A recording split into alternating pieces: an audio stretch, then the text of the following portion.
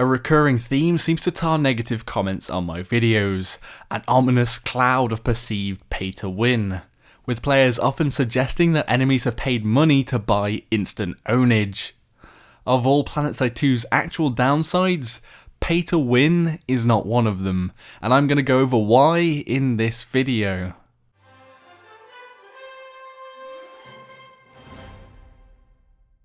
In the background is gameplay using only the default weapons available to a player when they first start the game. The names of the weapons will be displayed throughout. I must also mention that every weapon in the game that can be purchased with real money can also be earned with in-game experience coins, certification points. Getting them when PS2 was released was a pain, but now it is much better, and I do have a 2016 guide to making quick certs for those interested. What you can only buy with money is cosmetics and XP boosts. The balancing ethos of the Planetside 2 development team is that all weapons are side grades. Looking at infantry weapons, most guns are statistical tweaks where any advantage given to one gun is met by other disadvantages. The factions also have an overall theme: New Conglomerate high damage, Vanu sovereignty control, and Terran Republic lots of bullets or DACA. No weapon is the best weapon. However, weapons are often designed to be the best in certain engagements. The GD7F for the New Conglomerate, Lynx for the Terrans, and Serpent for the Vanu are all close-range carbines. They have very high rates of fire, but have damage drop off after 10 meters, long reload times, and require a lot of bursting to control when firing at longer ranges. These weapons are very good at getting one kill up close, but are not great at medium ranges, and also struggle to get lots of kills out of their magazine.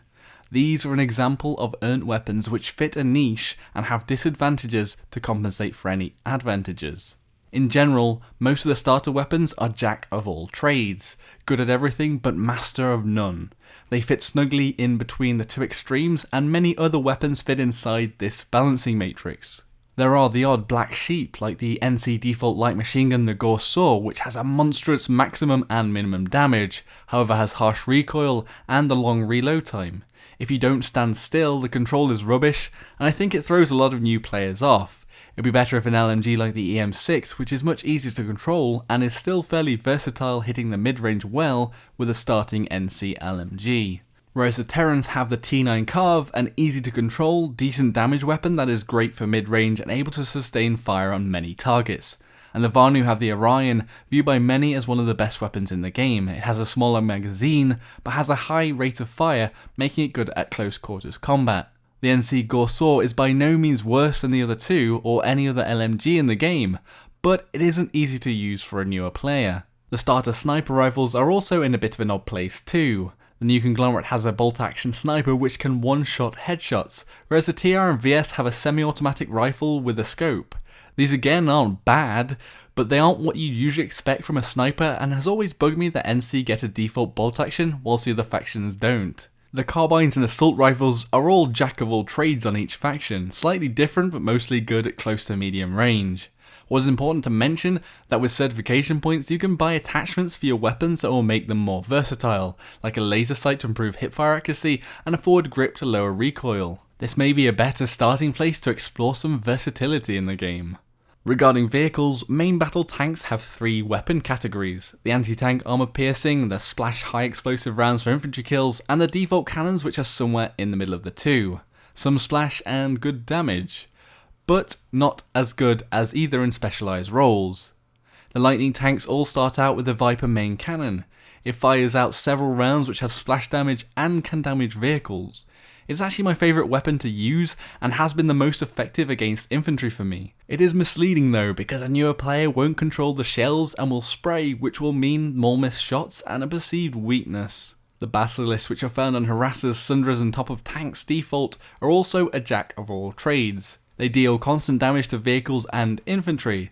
Again, they need some consideration to control the recoil, and bursting shots is the best, which new players don't tend to do. Against vehicles this is fine, but infantry requires a little more skill. I also feel the sound has been off-putting to newer players, as it did sound like someone rattling a tin of pennies. However, new sound has just gone live, which will hopefully update the image of the basilisks. The default noseguns on the fighters are all what most experienced pilots use to engage at further ranges. The rotary unlockables are specifically for a charge tactic. Good at close range, but small magazine means missing is punished greatly. The lock-ons aren't in a good place at the moment, but the development team is working on making them more balanced on the test server, and we will see that very soon. I think it is important to note that the development team do pay attention to the balance of the weapons. A lot of players come into the game expecting it to be your normal shoot fest, however having hundreds of people at a fight can lead to premature death if you are out of cover. It is high risk with often exposing yourself to many enemy sights, but is high reward with the biggest kill streaks in the FPS genre.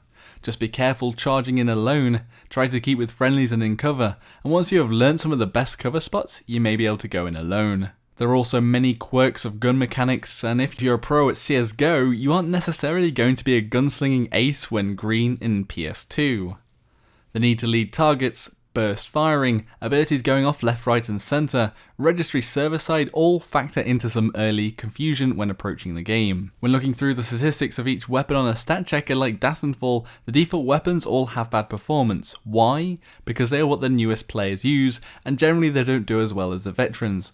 My Vanu default carbine, the Solstice V3, is bad compared to my other statistics, but that is because it was one of my first weapons I used and I didn't really know what I was doing. The bottom line that does give players an advantage are upgraded abilities. Abilities are only unlockable with earned in-game currency and cannot be bought with money. For example, Nanoweave armor at max rank gives 20% resistance to small arms fire, which could be the difference between a couple of shots. This could also add to the perception that a weapon is underpowered. Some players will spam medkits and instant heal and will look immortal to a newer player. The heavy shield, the resist shield, can give more health if activated early than the nanite mesh generator, the default one, but as it relies on your current health, is worse at reacting to damage already taken. All of these and more unlockables only earned through in-game experience add to the perception of overpowered weapons.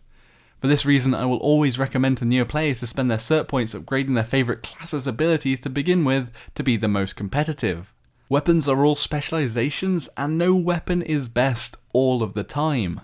All you have to learn with the default weapons is what distance to engage enemies at. I hope this video has shed some light on the myths and rumours surrounding the meme that the game is pay to win. As always, thanks for watching. If you thought this video was balanced, give it a like. If you thought it was overpowered, give it a dislike. If you want to keep up with my content, hit the subscribe button. Until next time everyone, Joshino.